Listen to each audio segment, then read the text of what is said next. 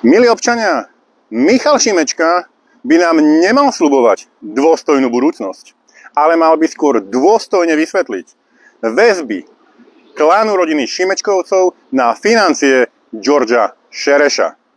Dnes som tu pred nadáciou Milana Šimečku, ktorá vyzerá ako schránková firma, aby som ukázal občanom a hlavne mladým ľuďom, aké sú napojenia klanu Šimečkovcov na našeho dobre známeho Georgea. Milan Šimečka, šéfredaktor denníka SME, mal otca Milana Šimečku, ktorý v roku 1990 sa stal významným členom správnej rady Československej nadácie Charty 77 a s riaditeľkou Zuzanou Satmári mal na starosti bratislavskú pobočku.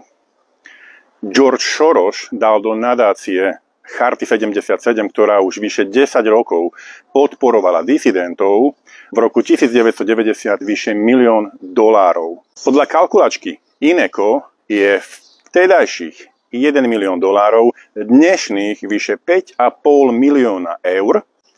Tieto financie išli okamžite do rozvoja a výstavby celého mimovládneho sektora, cez ktorý sa začala ovplyvňovať občianska spoločnosť a politika v 90. rokoch.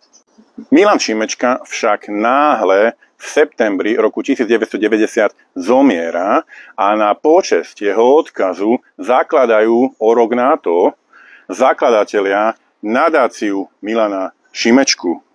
Založili ju dobre známe mená, medzi ktorými bol aj Martin Bútora, Fedor Gál, Miro Kusí, František Mikloško alebo Peter Zajac. A táto nadácia mala pomáhať s údajnými demokratizačnými procesmi a budovaním našej občianskej spoločnosti. Podľa výročného reportu z roku 2018, kedy sa naposledy uvádzali menovite zdroje, bola financovaná bohato z rôznych židovských fondov, z americkej ambasády a tiež z financií nášho štátneho rozpočtu, čiže z našich ministerstiev. Je úplne jasné, že nadácia Milana Šimečku sa od začiatku napichla na nadačné fondy Georgea Sorosa a jeho nadáciu otvorenej spoločnosti a že z nej bola bohato financovaná. Čo je však zaražajúce, aj táto mimovládna organizácia poberá financie z amerického štátneho rozpočtu a je teda dokazateľne zaplatená vládou USA. A tak na základe uvedeného je evidentne vidieť, ako hlboko bol klan rodiny Šimečkovcov napojený na financie Georgea Sorosa.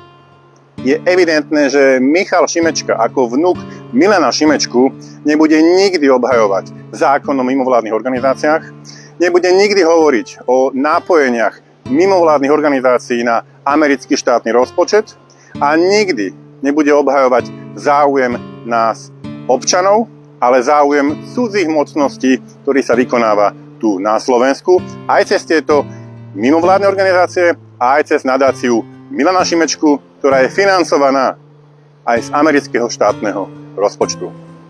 Ďakujem pekne.